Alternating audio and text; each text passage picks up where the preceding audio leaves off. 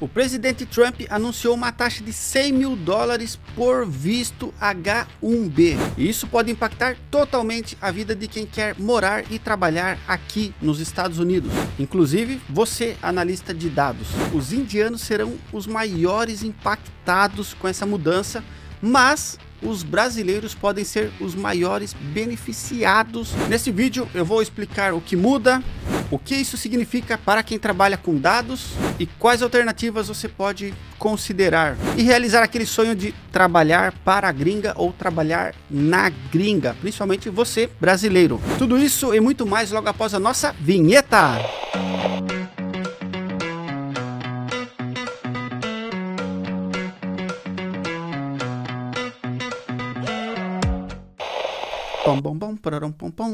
Opa! Fala aí pessoal, beleza? Meu nome é Bruce Fonseca, do canal Bruce Fonseca. Sou especialista em análise de dados, trabalho com isso aqui nos Estados Unidos. Também sou professor de Power BI, SQL e Python para análise de dados e criei esse canal para deixar você muito bem informado do nosso universo da análise de dados. E claro, trazendo aqui o meu ponto de vista que é baseado na minha experiência de vida e profissional também. Então já esmaga o botão do like, se inscreva no canal para estar muito bem informado do nosso universo, beleza? E se você não sabe qual foi a treta, eu vou explicar aqui rapidamente para você. Mas basicamente chegou uma sexta-feira, o Trump anunciou uma nova taxa de 100 mil dólares por visto H-1B. E eu assisti o secretário falando com ele, isso seria por ano, ou seja, 100 mil dólares por profissional por ano. E esse visto é um visto técnico. As empresas que não conseguem encontrar mão de obra aqui nos Estados Unidos, elas buscam em outro país e elas trazem esse profissional com esse visto H-1B. Então, quando ele vem para cá, ele vem com um visto de aproximadamente 2 anos e ele pode ficar renovando. Então, um ano sim, um ano não, o trabalhador volta para o país dele para fazer a renovação do visto e volta aqui para os Estados Unidos. E esse visto para a mão de obra qualificada, digamos assim, ele permite você trabalhar para a empresa que trouxe você até aqui, mas não permite você mudar de empresa. Então, para a empresa que trouxe você, ela teve que gastar um dinheiro para trazer você, porque ela faz uma aplicação no governo, paga umas taxas, gasta com advogado, paga suas despesas para chegar até aqui, coisa e tal. Mas por outro lado, ela não corre o risco de perder você, porque se você decidir deixar a empresa, você vai ter que voltar para o seu país, porque o seu visto está vinculado à empresa, à permanência na empresa. Então, esse é um visto muito interessante para as empresas. Eu estava vendo alguns números e eu vi que aproximadamente 70% de 400 mil trabalhadores que estão aqui nos Estados Unidos com esse visto H-1B, eles vêm da Índia. Mas um detalhe é que as empresas não têm que pagar 100 mil nesse momento. Acredito que elas pagam até mais para o advogado que abre a petição do governo do que propriamente para o governo. Mas aí foi lá, deu uns 5 minutos no Trump, ele e o secretário dele foram lá, anunciaram essa taxa, falaram que as Big Techs estavam junto com eles e também falaram que quem estivesse fora do país, quem já tem o visto, estivesse fora do país, para entrar no país precisariam pagar essa taxa de 100 mil dólares. Gente, isso era uma sexta-feira e virou uma loucura, porque isso ia começar na segunda-feira. Então, todo mundo que estava fora do país começou a correr para pegar o primeiro voo para chegar em qualquer lugar dos Estados Unidos para não ter esse problema. Inclusive, eu estava assistindo o canal do Lucas Montano e ele falou de um profissional brasileiro que pegou o primeiro voo para chegar nos Estados Unidos e chegou em Miami, ou seja, ó, estou dentro dos Estados Unidos, mas no outro dia, após esse anúncio, a secretária de imprensa dos Estados Unidos fez um tweet avisando que quem já estava nos Estados Unidos, quem tinha esse visto, não seria afetado e que essa taxa de 100 mil dólares seria apenas para os novos vistos, ou seja, não ia impactar quem já tem o visto e não iria impactar na renovação do visto também. Isso foi um alívio, pena para esse brasileiro aí que teve que sair do Brasil às pressas e voltar aqui para os Estados Unidos e para muitas outras pessoas também. Eu vi reportagens aqui nos Estados Unidos falando que todos os aeroportos internacionais viraram uma loucura, pessoas que estavam embarcando em qualquer voo para sair dos Estados Unidos, saíram do avião depois de terem embarcado já antes do avião taxiar lá, coisa e tal, o pessoal começou a fazer loucura, falou assim, meu, fiquei sabendo disso agora, deixa eu sair, saíram do avião mesmo e virou um caos que foi apaziguado no outro dia, muito provavelmente porque essas Big Techs que eles falavam que estavam junto com eles, reclamaram, tem empresas Big Techs que tem mais de 10 10.000 funcionários nessas condições. Agora imagine você tem 10.000 funcionários nessas condições e você vai ter que pagar $100.000 por ano por funcionário. Se esse funcionário não gera uma receita muito alta para você, muito provavelmente não valeria a pena trazer esse funcionário. E gente, sabe por que vale a pena trazer um funcionário desse? Porque nos países que essas pessoas moram, geralmente elas ganham muito pouco. Um analista de dados sênior aqui ganha provavelmente 100 mil a 150 mil dólares. Um engenheiro de dados de uma Big Tech ganha pelo menos 200 mil dólares aqui. Isso por ano, tudo bem? Mas quando eles trazem a pessoa de fora do país, eles conseguem pagar um salário muito mais baixo, entendeu? E isso geralmente porque as empresas falam, olha, tive que gastar muito para trazer você, advogado, taxa de visto, coisa e tal, não sei o que lá. E aí o funcionário, cara, ele ganha muito pouco lá no país dele. E vem aqui para os Estados Unidos e fala assim, meu, agora eu vou ficar rico. Então ele aceita ganhar muito menos do que um americano. Detalhe, o funcionário vem para cá, pode negociar o salário com o chefe do mesmo jeito, mas na prática, gente, pensa que ele vai pedir aumento para quem tirou ele de uma situação muito pior. Então esse funcionário, ele aceita sair do país dele, vir para cá, ganhar bem menos do que o mercado, porque basicamente é uma situação muito melhor do que a situação que ele tinha no país dele. Independente se era um analista sênior ou alguém já bem estabelecido no país dele, quando chega aqui, vê que realmente é diferente a coisa. E isso, gente, claro, brilha os olhos de qualquer um. Então essas grandes empresas, essas Big Techs, empresas do Vale do Silício, iam lá para a Índia, onde formar um profissional é muito, muito, muito barato mesmo.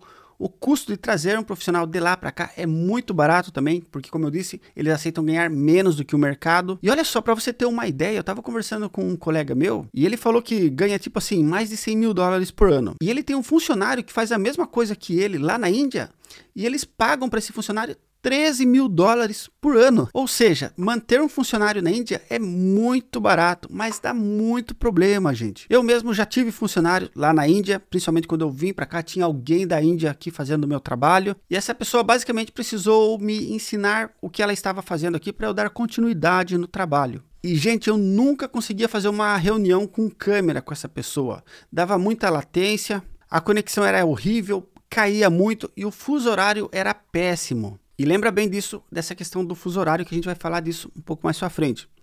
Porque basicamente ele começava quando era de madrugada para mim e quando era de manhã para mim já estava no fim do turno dele. Então a gente não conseguia ter um dia a dia fluido enquanto trabalhando juntos. Geralmente eu tinha que mandar um e-mail de uma atividade, ele lia no próximo turno dele, aí ele não entendia, me mandava um e-mail que eu só lia no outro dia, então ficava uma comunicação assim muito pausada, né?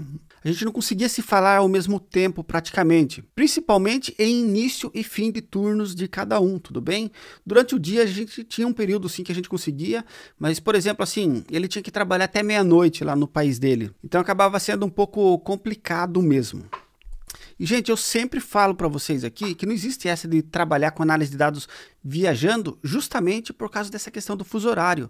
Porque você como analista de dados, você vai trabalhar no mesmo horário do seu cliente ou da pessoa que vai receber as análises que você fizer. E quando ela tiver dúvidas, ela vai perguntar para você e você vai responder no mesmo tempo. Então, trabalhar com análise de dados não é simplesmente fazer um relatório e publicar. Você vai ajudar e muito o gestor ou o seu cliente a tomar decisões baseadas em dados, porque conforme você for desenvolvendo suas análises, publicando as informações, percepção desse gestor ou da sua audiência, do seu cliente, ela vai mudando porque ele vai conhecendo melhor os dados também. Então, conforme você vai apresentando mais análises, ele vai conhecendo mais e vai pedindo para você mudar as suas análises, melhorar suas análises. Isso vai virando uma referência circular, um loop infinito praticamente. Então, trabalhar com análise de dados precisa sim ser no mesmo fuso horário ou próximo da sua audiência. Vocês precisam trabalhar juntos no turno ali. Você e o gestor, você e o seu cliente, você e a sua audiência. Então, como fica muito caro você trazer os indianos para os Estados Unidos, porque agora a taxa de novos vistos vai ser de 100 mil dólares, esses indianos vão perder muito espaço aqui no mercado. Mas o governo fez isso basicamente para proteger os americanos e permitir que os americanos ocupem essa vaga. Só que na prática, gente, quando você tira um concorrente, você acaba tendo um poder maior de negociação. O que vai acontecer com os salários aqui nos Estados Unidos? Vai aumentar muito. Então fala assim, agora você tirou 400 mil indianos aí, cara, eu tô valendo mais. E as empresas não querem pagar mais, elas querem pagar menos. Então o que vai acontecer? eles vão começar a importar mão de obra. Na verdade, eles não vão importar, eles vão utilizar a mão de obra em outro país. E quais países têm um fuso horário muito parecido com os Estados Unidos? Países da América do Sul, América Central, América do Norte. E nesses países, com certeza, eu diria que o Brasil é o mais preparado para fazer o atendimento dessa demanda. Ó, para vocês terem uma ideia, isso já acontece de alguma forma. Aqui na empresa mesmo tem uma equipe de BI, e aí acabou juntando várias equipes, depois uma reestruturação. E eu fui vendo uma equipe de umas 16 pessoas, tinha uns 10 brasileiros nessa equipe e eu nem conhecia os brasileiros. Que eles já estavam trabalhando basicamente do Brasil e atendendo aqui nos Estados Unidos. Ou seja, trabalhando do Brasil, ganhando em dólar. O mundo perfeito, gente. Você continua morando no seu país, tendo reuniões com pessoas aqui dos Estados Unidos, melhorando seu inglês, ganhando em dólar e um salário aproximadamente entre 20 mil e 30 mil reais por mês. O que vira algo ali em torno de 5 mil dólares para a empresa, o que é um salário muito baixo para um profissional desse nível. Mas para quem está no Brasil, ganhar entre 20 e 30 mil reais, gente, é excelente. Quando eu morava no Brasil, eu ganhava menos do que 20 mil reais e meu salário já era excelente. E se me oferecessem algo em torno de 20 e 30 mil naquela época, provavelmente eu nem teria vindo para cá. Eu teria achado que seria mais vantagem permanecer no Brasil, porque os custos de vida aqui nos Estados Unidos, eles são altíssimos, gente. Eu já falei isso em outros vídeos, vocês podem pesquisar também. Mas claro, a experiência de você morar em um país de primeiro mundo, aqui como os Estados Unidos, trabalhar direto com americanos, ver eles no dia a dia, fazer tudo aqui, com certeza é algo que eu recomendo quando é possível. Mas se o seu objetivo é viver bem, isso não é necessariamente algo mandatório para sua carreira, certo? Então tudo isso que eu disse para você agora, coloca você, brasileiro, que fala inglês, mas tem que falar inglês mesmo, tá bom, pessoal? E não precisa ser avançado não, mas um intermediário de verdade, não aquele intermediário que é básico, que você fala que é intermediário. Você precisa aprender a se comunicar, você consegue falar o que você pensa, falar o que você desenvolveu e entender o que estão te perguntando? Beleza, então já se joga, porque você vai desenvolvendo e melhorando o seu inglês conforme vai se expondo cada vez mais no dia a dia de trabalho. E tem sido assim comigo, com outros brasileiros, mexicanos, franceses, pessoas de outras nacionalidades que moram e trabalham aqui nos Estados Unidos. E claro, também pessoas que moram no Brasil e trabalham aqui para os Estados Unidos. Então o que eu tenho para dizer para você que tem o sonho de trabalhar ou morar aqui nos Estados Unidos, que se prepare, esteja pronto, não espere a oportunidade chegar para você começar a se preparar. Se prepare antes, esteja pronto, quando acontecer, você já tem o seu portfólio, você já domina o SQL, você já domina o Power BI, você já consegue apresentar o seu portfólio para o recrutador.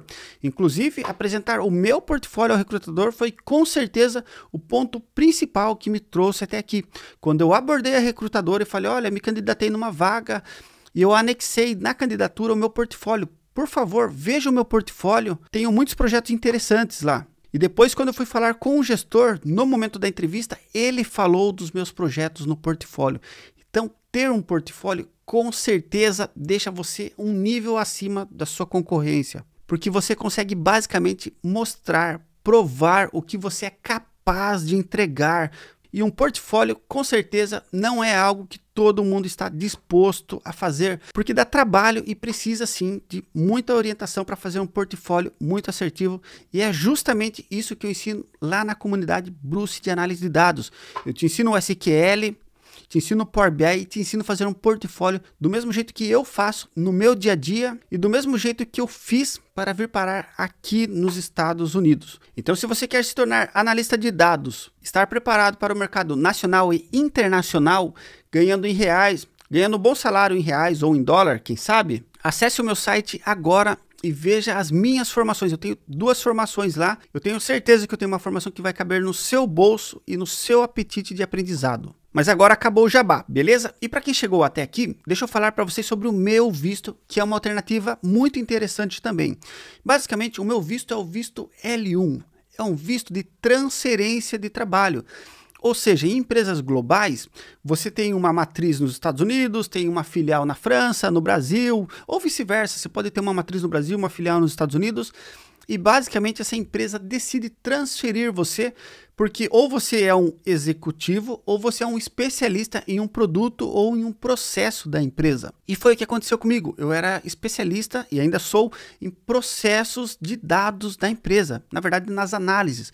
E isso permitiu que eu fizesse uma aplicação, passasse no processo seletivo e a empresa me trouxesse aqui através de uma transferência de trabalho, e eu continuo desenvolvendo basicamente o mesmo trabalho que eu fazia no Brasil, mas aqui eu tenho feito coisas muito mais avançadas porque nós temos muitos mais recursos aqui. Mas para você ser transferido existem algumas regrinhas, mas a principal delas é você ter 3 anos de empresa, ou seja, você está trabalhando há 3 anos em uma empresa. Essa empresa ela é global, né, ou multinacional, ela tem em outros países, principalmente aqui nos Estados Unidos, então você pode pleitear uma vaga aqui nos Estados Unidos, estando no Brasil há 3 anos. E, gente, para a empresa trazer você do Brasil aqui para os Estados Unidos é excelente, porque ela já vai conhecer o seu histórico, ela já vai ter acesso aos seus gestores, os seus dados de RH, você já chega aqui como um funcionário validado, é uma contratação muito certa para eles, muito mais do que o visto H-1B. Então vale super a pena para a empresa, mas eu não vejo as pessoas falarem muito nesse visto, justamente porque você tem que atender esses outros pré-requisitos. Então o visto H-1B ele é excelente com certeza, mas se você puder vir como transferência de trabalho, é um visto excelente. Isso porque basicamente você estará na mesma empresa. Isso é melhor para você que já conhece a empresa, a cultura, os processos, os produtos e por aí vai. E é melhor para a empresa que já conhece o funcionário que ela está trazendo. Então, com certeza é uma ótima alternativa. Beleza, pessoal? Essas foram as minhas considerações. Deixa seu like, aquele comentário maroto que vai me ajudar demais aqui, porque o YouTube entende que vocês estão interagindo mais e espalha esse conteúdo para outras pessoas. Não esqueça de curtir, compartilhar e até o próximo vídeo do canal, beleza? Valeu!